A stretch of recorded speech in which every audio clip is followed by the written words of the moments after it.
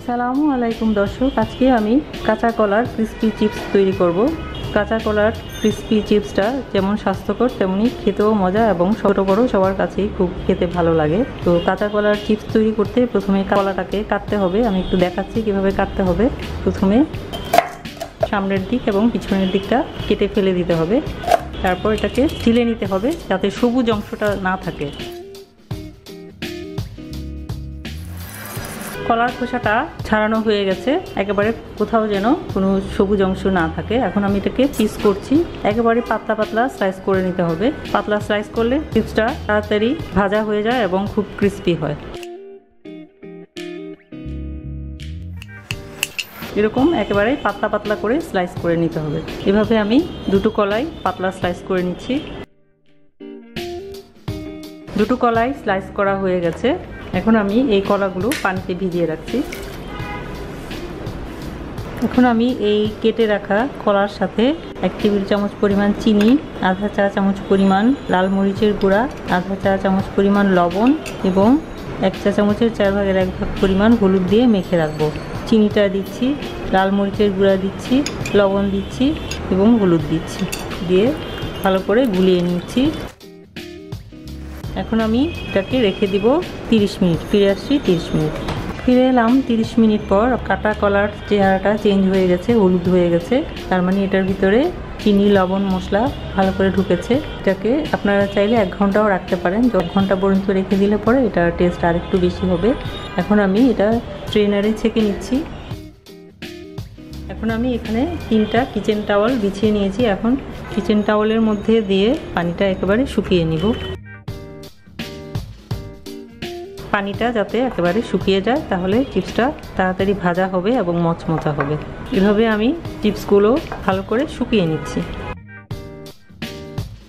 চিপসগুলোর পানি একেবারে শুকিয়ে গেছে। এখন আমি এগুলো তেলে ভেজে নেব। আমি চুলায় তেল গরম করে নিয়েছি। তেলটা অনেক বেশি গরম করা যাবে না, মাঝারি গরম করে তারপরে তার মধ্যে চিপসগুলো ছাড়তে হবে। প্রথমে আমি একটা চিপস ছেড়ে দেখছি যে তেলটা পর্যাপ্ত গরম হয়েছে কিনা। চিপসটা যখন দিয়েছি তখন চিপসটা একটু পর উপরে উঠে গেছে, তার মানে তেলটা পর্যাপ্ত গরম হয়ে গেছে। এখন আমি একটা একটা করে চিপস দিয়ে দিচ্ছি। একসাথে অনেকগুলো দেওয়া যাবে না, একটা একটা করে তেলের মধ্যে ছাড়তে হবে। একসাথে অনেকগুলো ছেড়ে দিলে পরে কোনটা ঠিকমতো হবে, কোনটা হবে না, কোনটা ভাজা হবে, কোনটা ভাজা হবে না। সেজন্য একটা একটা করে চিপস তেলে ছাড়তে হবে। কলার চিপসটা ভাজতে খুব বেশি সময় লাগে না, যেহেতু অনেক পাতলা করে স্লাইস করা, সেহেতু খুব অল্প সময়েই হয়ে যায়। এভাবে একটু নেড়ে চেড়ে উল্টিয়ে পাল্টিয়ে 2 দিকই ভাজতে হবে, তাহলে ক্রিস্পি হবে। চিপসগুলো ভাজা হয়ে গেছে। যখনই দেখা যাবে যে কালারটা চেঞ্জ হয়ে হালকা ব্রাউন কালার হয়েছে, তখনই তুলে ফেলতে হবে। এর চেয়ে বেশি হলে চিপসগুলো পুড়ে যাবে এবং তেতো হয়ে যাবে। এখন আমি চিপসগুলো তেল থেকে তুলে নিচ্ছি এবং তেলটা ঝরিয়ে টিস্যু পেপারের উপরে তুলে নিচ্ছি, তেলটা সোক করে নেওয়ার জন্য। এটা দেখতে এখন মনে হচ্ছে সাদা সাদা, কিন্তু এটা যখন ঠান্ডা হবে আরও অনেক বেশি ক্রিস্পি হবে। এখন আমি বাকিগুলোও দিয়ে দিচ্ছি।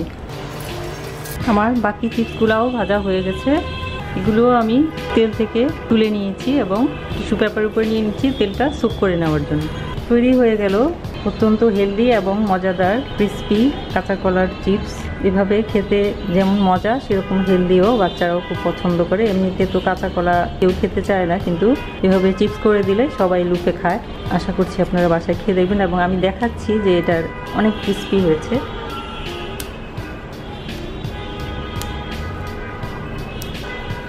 এখন এটাকে ভাজা হবে, একেবারে বেশি ব্রাউন করা যাবে না, বেশি ব্রাউন করলে পুড়ে যাবে। হালকা যখন কালারটা চেঞ্জ হয়ে ব্রাউন হতে থাকবে তখনই বোঝা যাবে যে চিপসগুলো ভাজা হয়ে গেছে এবং তখনই তুলে ফেলতে হবে।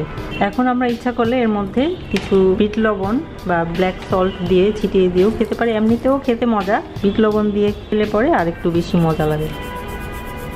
এভাবে আপনারা বাসায় অবশ্যই তৈরি করে খেয়ে দেখবেন। আশা করছি রেসিপিটি আপনাদের কাছে ভালো লাগবে। ভিডিওটি দেখার জন্য এবং এতক্ষণ সাথে থাকার জন্য অসংখ্য ধন্যবাদ। সবাই খুব ভালো থাকবেন। আল্লাহ হাফেজ।